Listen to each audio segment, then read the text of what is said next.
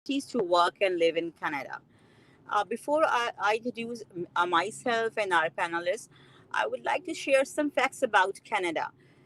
Canada is ranked as the second best country in the world, behind Germany, around among 60 countries for overall sustainability, cultural influence, entrepreneurship, economic influence, and the most importantly, quality of life.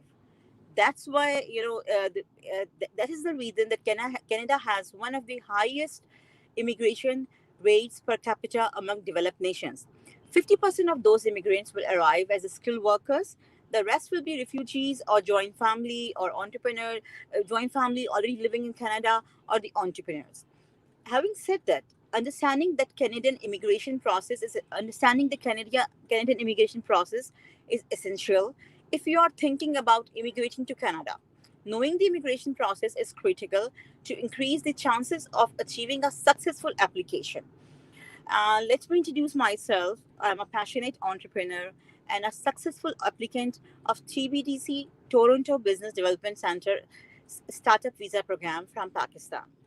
I have already incorporated my company in Starwood successfully in Ontario and got the work permit as well. My PR is in the process at the moment, so I'm all up to go and live in Canada and more importantly, work in Canada.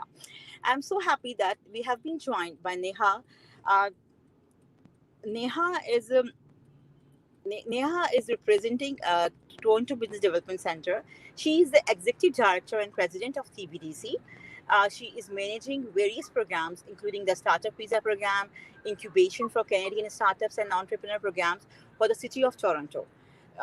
We would definitely learn a lot about today from her expertise and knowledge. Uh, Along with her, we have Vince.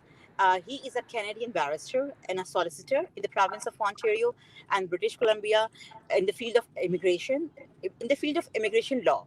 Vince has a lot of experience and expertise in immigration law and the processes of immigration to Canada, and they are accompanied by express entry specialist Mr. Abdullah. Abdullah is a regulated Canadian immigration consultant in good standing of the Immigration Consultants of Canada Regulatory Council. He is currently working as an immigration advisor at Pace Immigration based in Toronto.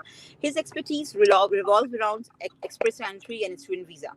Let us start with Vince, who will tell us about various opportunities available for the Canadian immigration. Thank you so much, Vince, for joining us. Thank you. Thank you for having me. It's a pleasure to be here. And hello to everyone all around the world. It's early morning here. Good morning or good evening or wherever you happen to be. My name, as Tamina mentioned, is Vince Lalonde. I'm a Canadian lawyer. I specialize in immigration. I spent a number of years living in Asia, where I worked a lot with business clients. Now that I'm in Canada, I'm the director of Pace Immigration here in Toronto, and we're working with people from all around the world, applying under many different categories to come to Canada. Canada has literally hundreds of different immigration programs available.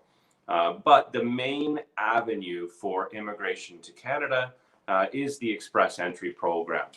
Okay, the Express Entry program has turned into the real driving force for getting skills-based immigrants into Canada.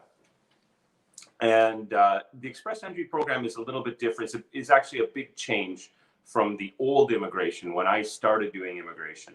Now, when I started doing immigration, if you wanted to apply for immigration, as long as you met the minimum points requirement, it was very easy. You just found a consultant or a lawyer and you applied. Okay, very straightforward. The problem with the old system was that if too many people apply, then the waiting times, the processing times become much longer and longer and longer. At one point, it was taking applicants from some countries up to 12 years to get their permanent residence if they applied under the old skilled worker program. So what Canada did a number of years ago is they introduced something called the expression of interest system.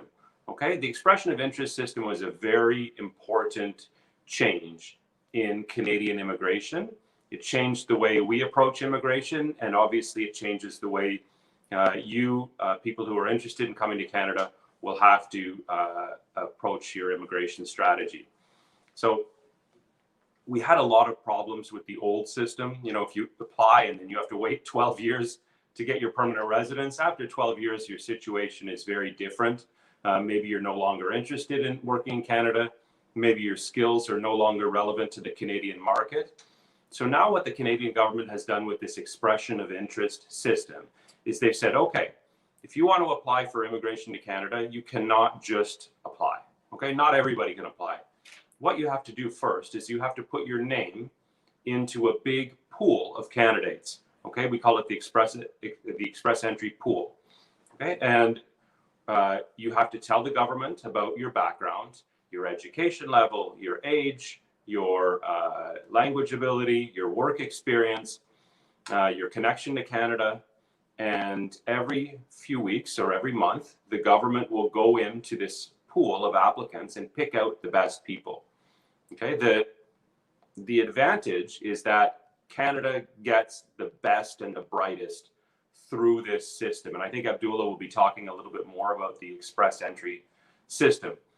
But the disadvantage is a lot of people who want to come to Canada are never going to be qualified enough to come in under express entry. Let's say you're a little bit older or your English isn't perfect. Okay, for people like that, it's going to be very, very difficult to come in under the express entry system. So what do you do if you cannot come in under express entry? Usually unless you're married to a Canadian, the starting point, the first option for most Canadians is the express entry program. But what if it doesn't work for you? Okay, for those people, I say you have pretty much three options. Okay, work, study, or do business or invest. Okay, so study is an option. A lot of people come to Canada, they study for a few years, and then that will help them with their express entry application. If they have work experience and education in Canada, then that will give them extra points in express entry. Another option is get a job in Canada. Okay, you can get a job in Canada. If you get a job, you can get a work permit. Okay, and then that can be a path to permanent residence in Canada. Okay, but the third option that I think we would like to talk maybe a little bit more about today, and that's what Neha is going to get into in a little bit more detail, is doing business in Canada. Okay, Canada right now no longer has an investor program. We used to have an investor program. Canada actually invented investor immigration. In 1986, our colleague, who's an advisor at Pace Law Firm, Mr. Jerry Weiner, was the Minister of Immigration, and he was the one who brought in the investor program at that time. Canada was the first country to have an investor immigration program back in 1986. And since then, you've seen that model copied by countries all around the world. Okay, you have the US, the UK, Ireland, Cyprus, Portugal, Greece, the Caribbean. Places all around the world now have investor immigration programs that are great options. Okay, and we help a lot of people every year under those programs. Okay, but Canada itself no longer has an investor program. Okay, what we do have in Canada are entrepreneur programs. Okay, we call them entrepreneur programs. Okay, what's the difference between an entrepreneur program and an investor program? An investor program is usually just a passive investment. You don't have to actually do business in Canada. You just plunk a bunch of money in Canada, either in a fund or in real estate or something else, and you can get your permanent residence. Okay, an entrepreneur program is different because an entrepreneur program requires you to actually come to Canada and actively do business in Canada in order to become a permanent resident. Okay, so entrepreneur immigration in Canada is really the main driver of business immigration in Canada. We have a lot of different programs available to you. Okay, one program, for example, the owner-operator program, is a program that allows business owners. So if you have a business in Canada, you own part of a business in Canada up at minimum 51%, then you can get a work permit to come into Canada to run that business. Okay, or if your company in your home country is transferring you to Canada to work in a Canadian branch or subsidiary or affiliate, then you can come to Canada that way on a work permit. Okay, that program is called the Intercompany Transferee Program. Not only that, but every province in Canada now has their own entrepreneur program. not every province, but most provinces have an entrepreneur program. Okay, these entrepreneur programs are very similar to the other programs that I mentioned. You need to come to Canada, actively do business in Canada. And if you actively do business in Canada, you settle in Canada. So what do I mean by actively do business? I mean, manage the business on a day-to-day basis. You have to make an investment in the business. There's usually a minimum dollar amount. Okay, anywhere from 150,000 Canadian dollars all the way up to 600,000 Canadian dollars. Okay, you actively manage the business. You have to hire Canadians, create jobs for Canadians. Okay, and you have to be the one running it on a day-to-day basis. Okay, so if you can meet all those requirements, then you can qualify for permanent residence. Okay, but probably one of the most interesting and exciting new programs is the startup visa program. Okay, this program is very different from all the other entrepreneur programs out there. It's really for targeting people with innovative business ideas. I won't get into it too much. I'll let Nia talk a little bit more about that. But it is one of the most interesting programs. So I'm glad we have a little bit of time to talk to you about it here today. I'm not going to talk much longer. I know that there's a lot of people that need to speak today, and you probably also have a lot of questions. So I'm going to wrap up my talk here. I didn't get into a lot of detail, but that's no problem. There's going to be some time for questions, and there's always time for emails going forward. Thank you for listening, and look forward to the next part of our webinar. Thank you so much, Vince. Actually, Tamina got some issue with the internet, so I'll be taking it forward from here until she gets back. Listening to everything that you have mentioned, I can feel that Canada has made a very fertile soil for the entrepreneurs, for people who really want to chase their dreams, and it's super exciting. And I am sure people who are listening us today and people who will be listening us in the future, the recorded version of this webinar, they're surely going to find it very, very fruitful. So thank you so very much. Next, I'll move on to Abdullah. And Abdullah, when we published about you, people really got excited about the Express Entry program for Canada. And there were many questions that people asked us what it actually is and why one should opt for it. So could you please shed some light on those who have no idea about it but are really eager to learn that what does it actually mean? Right. So first of all, just thank you very much for having me here. It's a pleasure to be here. Like Vince said, it's early morning here. So if anyone's joining in from Canada, good morning. People in Pakistan, good evening. So Express Entry, this system was introduced in 2015. So as Vince has already mentioned, prior to 2015, the process was, if you met the basic criteria, you just lodged an application, and the government was basically forced to, process your application as long as you met the minimum criteria. That led to enormous backlogs, huge frustration for a lot of people.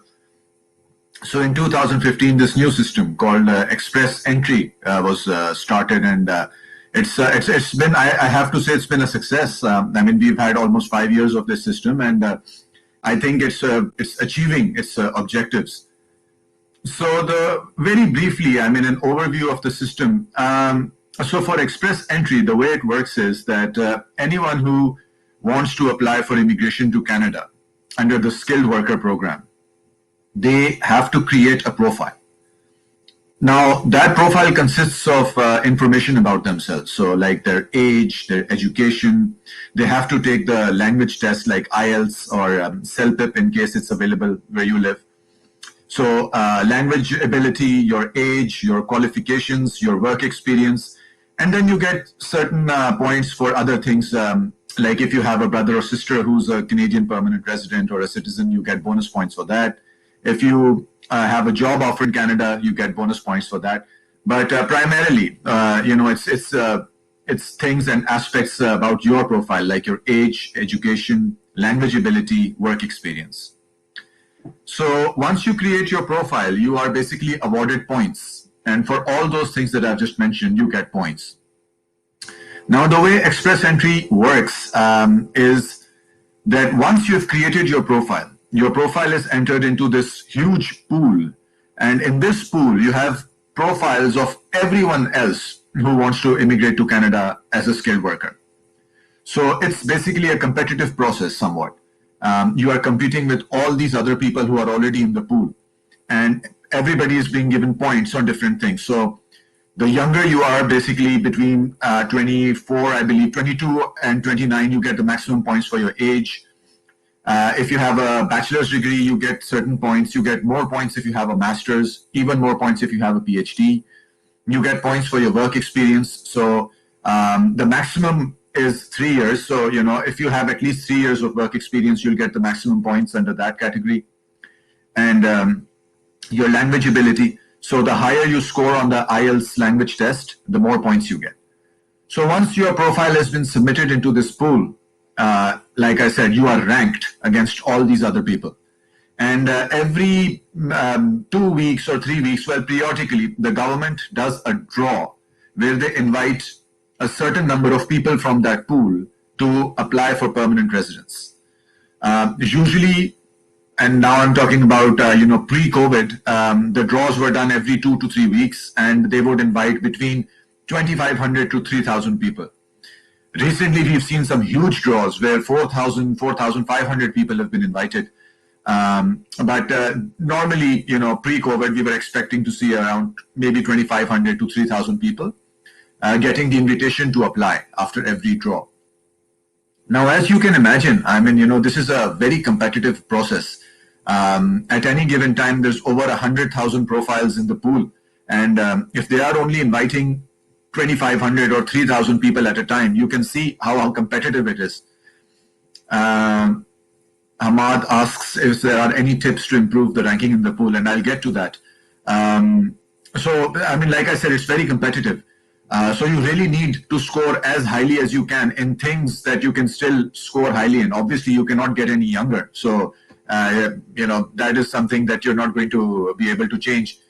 But there are certain things that you can do to improve your rankings. For example, you can always improve your language test score. I feel that is the number one thing where people drop points. It is very possible to, just improve your language score just by doing a little bit of, preparation for the test, just by, spending a few hours before you take the test to see how they want you to take that test, how they want you to answer specific questions.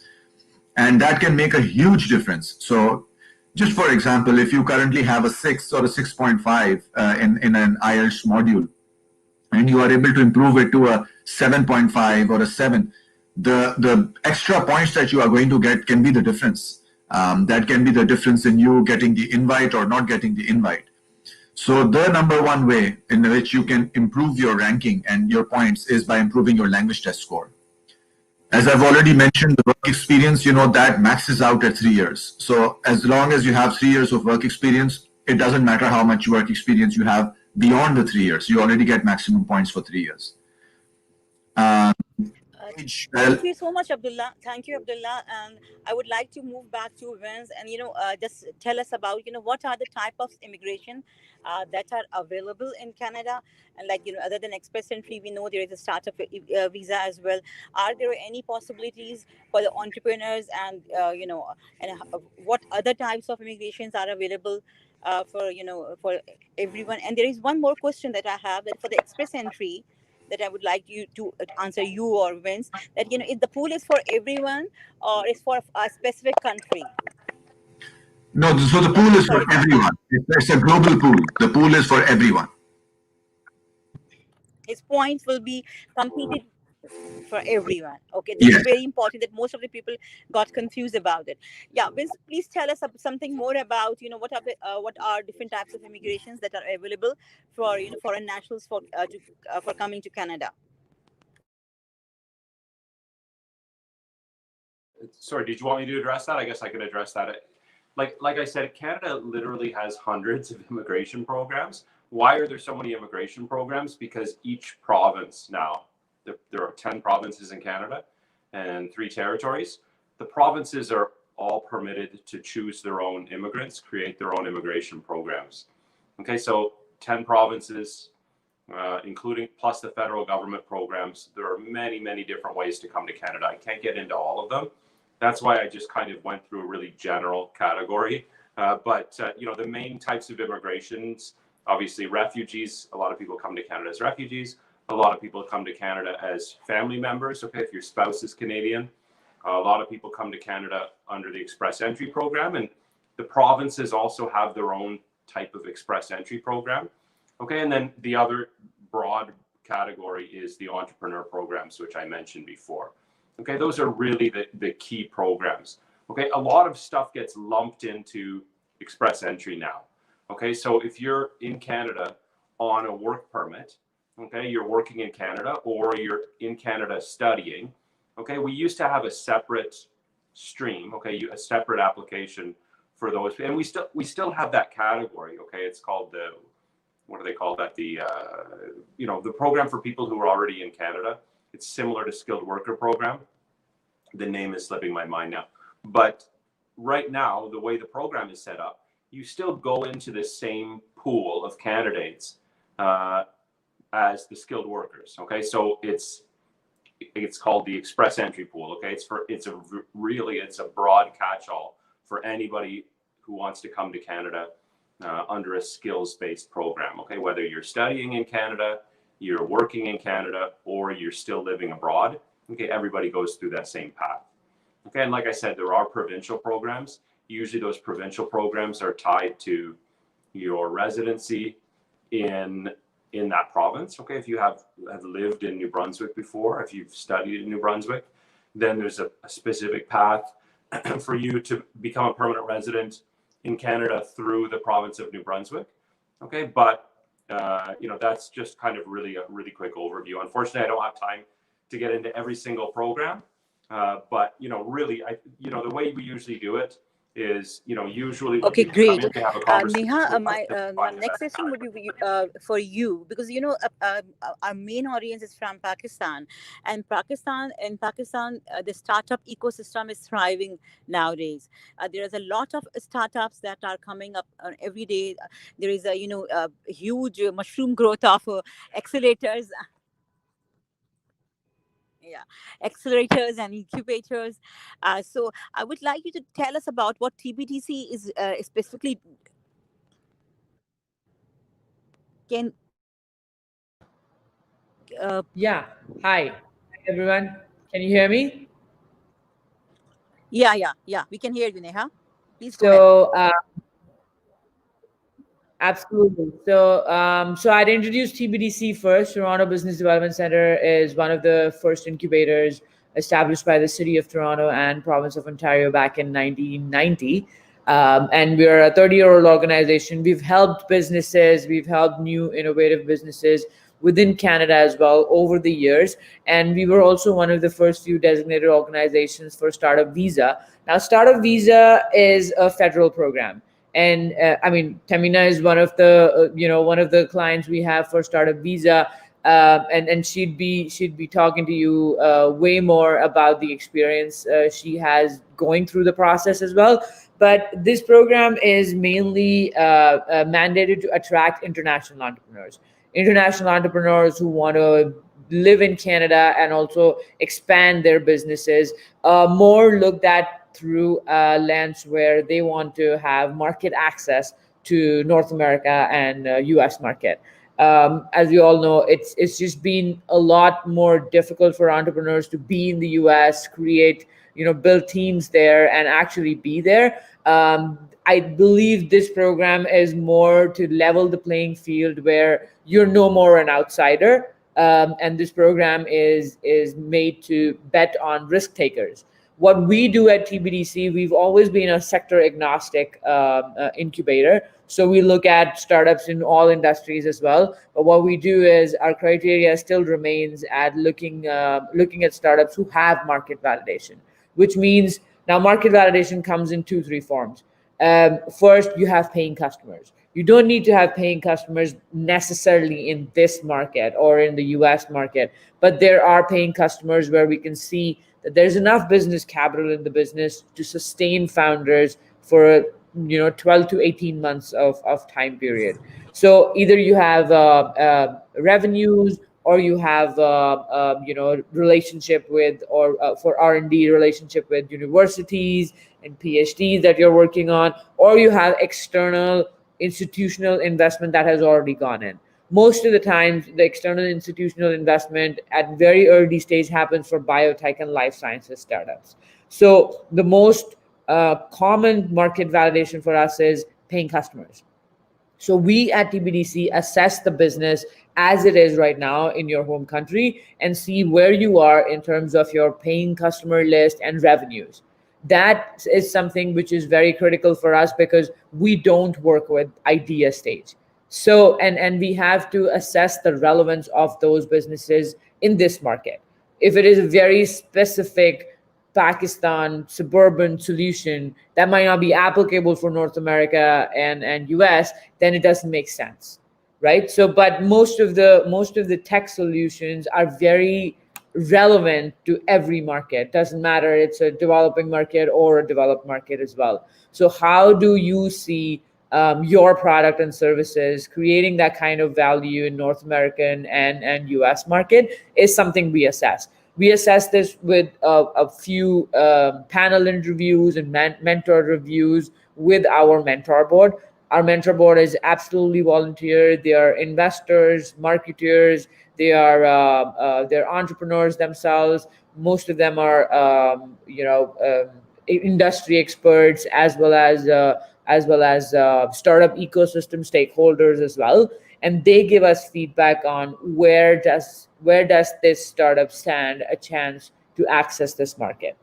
The idea on validation is we need to see that there's enough business capital, not personal capital, but there is enough business capital in the business to sustain founders for 12 to 16 months.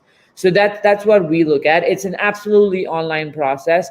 Tamina has gone through it. It's an absolutely online process. You don't need to be in Canada for that process. We take anywhere between 5 to 7 weeks to take you through that process and decide if this is a go or no go for you. There is no application fee. We cannot charge an application fee in this case. We charge a program fee when you're approved. We issue a letter of support for you, and this letter of support basically goes into your PR and work permit applications. Now, like Vince and Abdullah already mentioned that there's always a process in every program. So PR timelines, existing PR timelines, and more so with COVID-19 delays, the PR timelines are really long. PR timelines are anywhere between 12 to 16 months. So the government has also made provision to cover those waiting times with work permits. So you can get work permits and you can come here and start working on your business while your PRs are being processed. I myself am an express entry candidate, and I think I didn't know when did it start, but I was a candidate back in 2016, and I can tell you that it was a record time of getting a permanent residency in any country. I got my PR in 90 days. And so I was like, I didn't know what to do with it. But there are longer durations now it takes with the express entry as well, even minus COVID circumstances. So there is a backlog on the PR, and obviously with COVID, these business visas, these immigrant are not on priority right now, but they will be in a couple of months, looking down anyway. So we're still processing a lot of applications from all over the world. We have started from India, China, UK, US, Turkey, Iran, Pakistan, Russia, everywhere. So if you are doing a startup and have that market validation in your home country, and you think that will be something you want to scale to North America and US market, absolutely welcome. More than happy to connect one-on-one and assess your business for the fit for the program as well. And you will have our details with Tamina. Thank you. Thank you so much, Neha. That was wonderful and very self-explanatory. Now I have one question for you. I want to ask, about the occupations. This is a very important question, and once you are applying for express entry, a lot of people, confuse for which occupation they should apply. Could you please elaborate a little bit of that?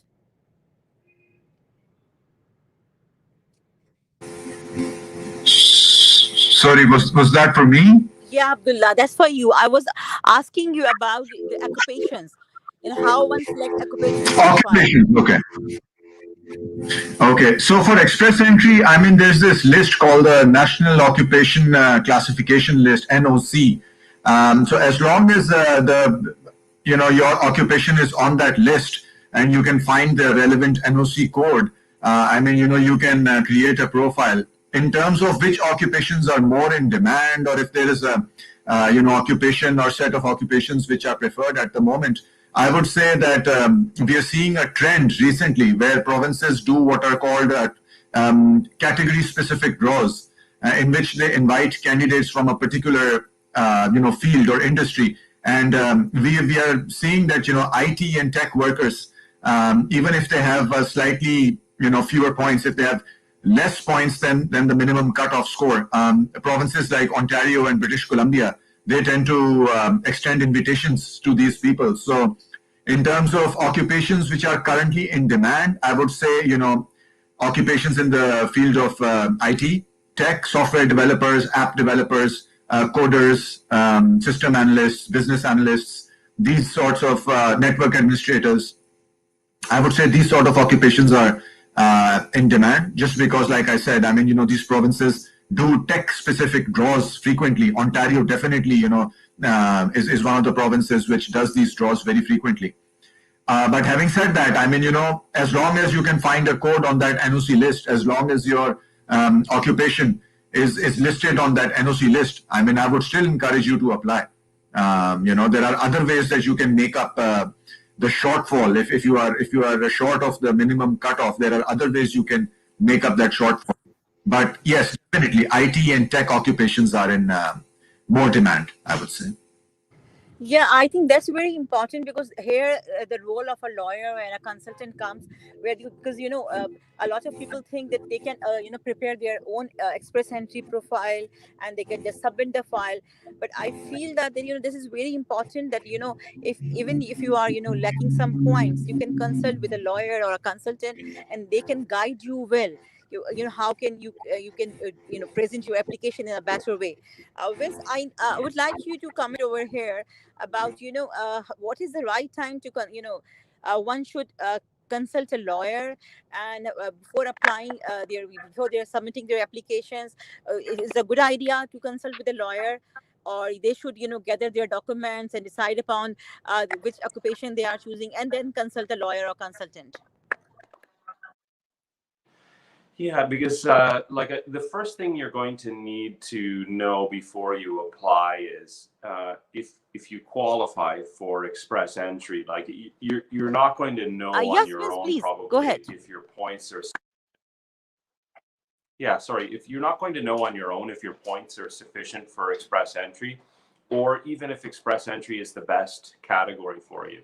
Like Canadian immigration is a little bit different from, let's say, UK immigration, or let's say Cyprus or Portugal, because we have so many different immigration programs. So I think that really seeing a lawyer and having a conversation with a lawyer should be your first step, because you need to determine the best program, the most suitable program for you based on your background, your circumstances, and your needs. Like, what do you want to do? How quickly do you want to be in Canada? What do you want to do when you're in Canada? Okay, those are all things that we will need to determine before we can decide the best category of immigration.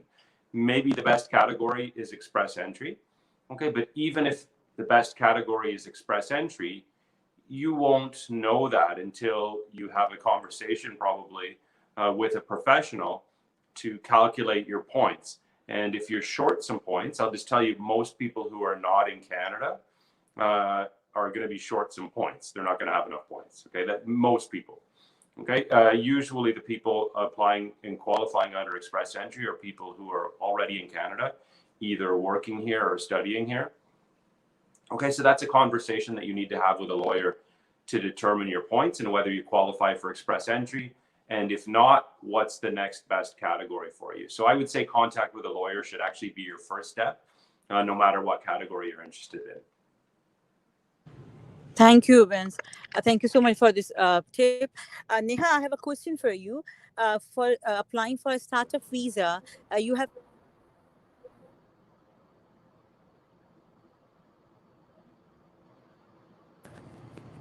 of money.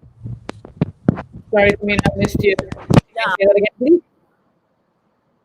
Oh, I think she got it.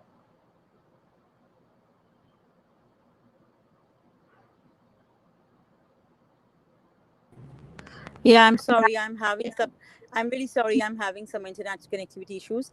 What I No. was asking, before the market validation, is there any specific criteria? Because I have seen that there are few organizations that have a cut off, benchmark about a certain revenue. Like in the financial year, you should have achieved certain, benchmark of the revenue.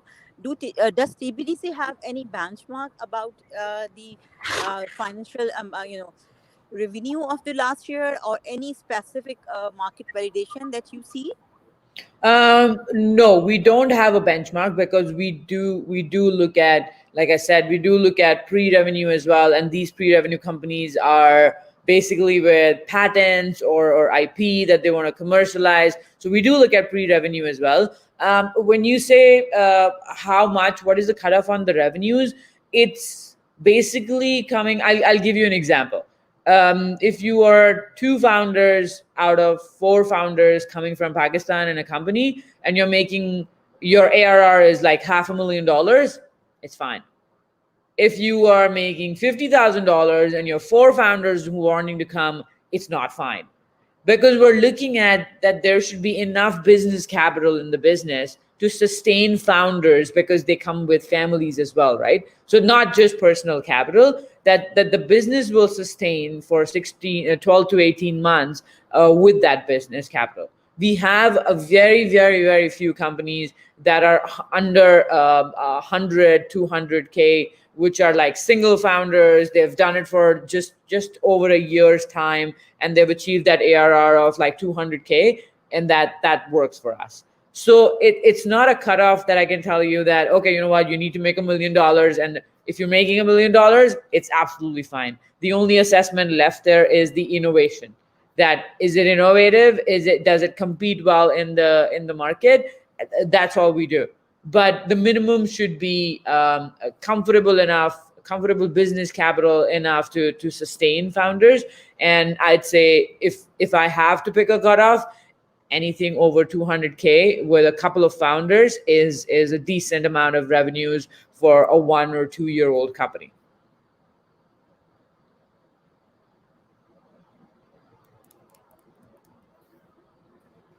So I think Tamina ran into another internet discomfort. We're still, I think we have a long way catching up with the new normal, don't we? Right. So thank you so much for answering the question. I think till we get Tamina back, I would take this opportunity to answer a few questions from the audience. And we had this question that says, "Can we go to Canada and start working there and then apply for PR?" That looks like interest. Do you want me to answer that one? Yeah, I mean, the answer is yes. You can secure a job in Canada, but usually, if you're getting a job in Canada, then the employer normally has to prove that they tried their best to hire a Canadian for that job and couldn't find a Canadian to do the job. So that's why they have to hire someone from abroad. Okay, that process is called the LMIA process. Okay, it's called Labor Market Impact Assessment. Okay, so if you want to come to Canada, get a job in Canada, then yes, that will definitely give you extra points on your express entry application. If you have Canadian work experience, you have a Canadian job offer, that's all very beneficial.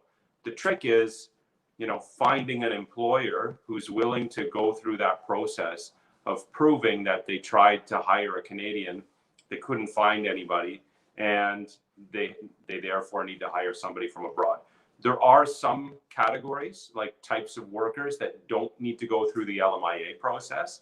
One of the categories Abdullah mentioned, some tech workers, can come in through the global talent stream. They don't need to go through LMIA. So again, tech workers, much easier to come to Canada. And also managers, the two programs that I mentioned before, the owner-operator program and the intercompany transferee program, those are types of work permits actually. And for those programs, you don't need to go through that normal LMIA process. So it depends, but yeah, I mean, if you can get a job and go through that LMIA process, then yeah, it's definitely a good option. Okay, perfect. Thank you so much for answering the question. I'll now move on to another question before I take Tahmina back. And this is apparently from a student. Like, she's asking if someone is currently enrolled in a master's program, can they still create their express entry profile? I think that goes to Abdullah.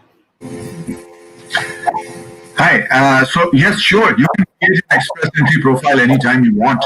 And the thing with the express entry profile is that it's valid for 1 year. So from the day that you create it and you submit it, it's valid for 1 year. It stays in that pool for 1 year.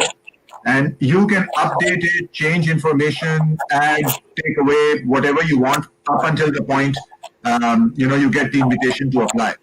So, I mean, while your profile is there in the pool, you can update it. If you are currently studying, and then let's say 6 months later, 7 months later, you've completed your program of study, and now you have, diploma or whatever, you can always update your express entry profile. Absolutely. You can create your profile anytime you want. Okay, perfect. Hope that answers the question. And now I take Tahmina back.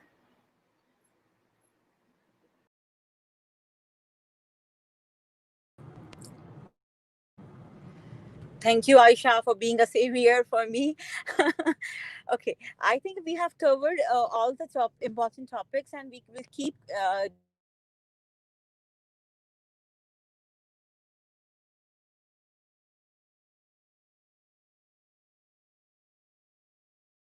we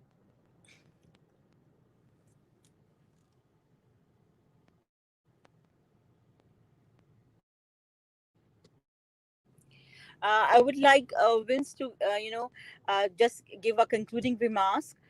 Vince and then Abdullah and Neha, just, conclude it, what, how they can, whosoever is looking for immigration, how they can contact you, and what should be the first thing they do. Yeah, so I think that that's a really good question. So maybe I'll just start from what I was talking about last time. If you're interested in Canadian immigration, and don't worry, we've talked about so much today. We've talked about the express. Can you guys hear me? Yes. Yeah. Can you hear me? Yeah. So I'll just continue. Like we talked about so much today, and like I said, there's so many different immigration programs. Probably some of you are feeling more confused now than you were before the webinar, because there are so many different options. Okay, so that's why I said before, the first step really in Canadian immigration is to contact a professional, contact someone like Abdullah or myself, and tell us a little bit about your background. Send us a CV, a resume. We can set up a phone meeting or a Zoom meeting and have a conversation with you and just develop a path for immigration. Okay, I think that's really, the key thing that I want to mention, because it is not, there's no one size fits all program for Canada. We really need to meet you and know more about you, and then we can come up with a strategy for you based on your situation and your background. So I think that's really what I want to emphasize. We're happy to talk to you anytime. Canada welcomes over, their target now just went up. It's going to be over 300,000, I think close to 400,000 new immigrants every year. It's a huge amount. Okay, so there are chances for a lot of different people from a lot of different backgrounds. But, again, we have to have a conversation and find the best way forward. And we look forward to working with you. Thanks. Perfect. Thank you so very much. I think now Abdullah would want to add something here. Yeah, I mean, I would just echo what Vince has just said. And I mean, if you are interested and if this is something that you really want, The only thing that I can, suggest to you is to have a plan. I mean, too many times, people contact us and they have a very faint or they have some idea of how to go about it, but they don't have a plan. It's very possible that you may not have the points, or you are lacking in one of the aspects of your profile. Maybe your language scores are not very high, or maybe there are other things that you can work on. But I would encourage you to not give up. And I would, if this is something that you really want, just have a plan, see how you can improve your score, explore other options. There are so many other options that you can explore, and ways in which you can enhance your profile. So just stay focused, don't give up, and always have a plan. That's what I can say.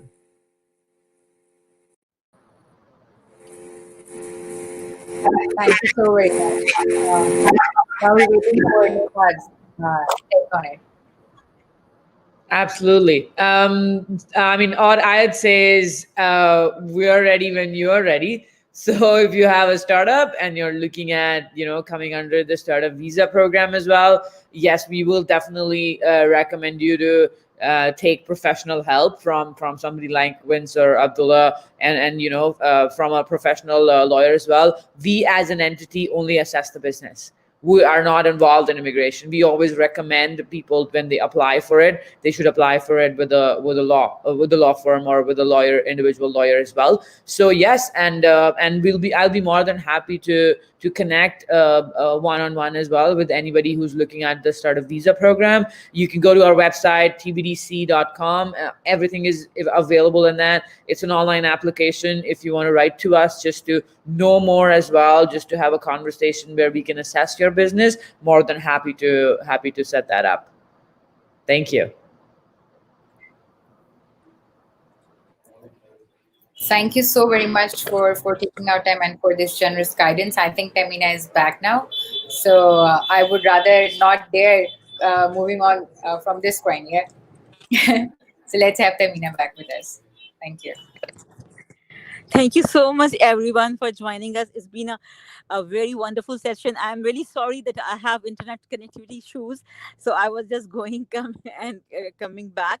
But I hope everyone who was watching us must have learned a lot, because there were so many confusions about express entry, startup visa, and a lot of people have been contacting me about startup visa and also for express entry. What should be the first step? The most important thing that you people have described, and describe very well, that how one should start.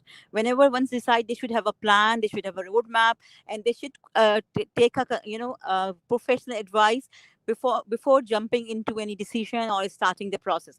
Again, thank you so much for your valuable time and very important feedback and suggestions and the knowledge that you have given us. Thank you so much. Thank you.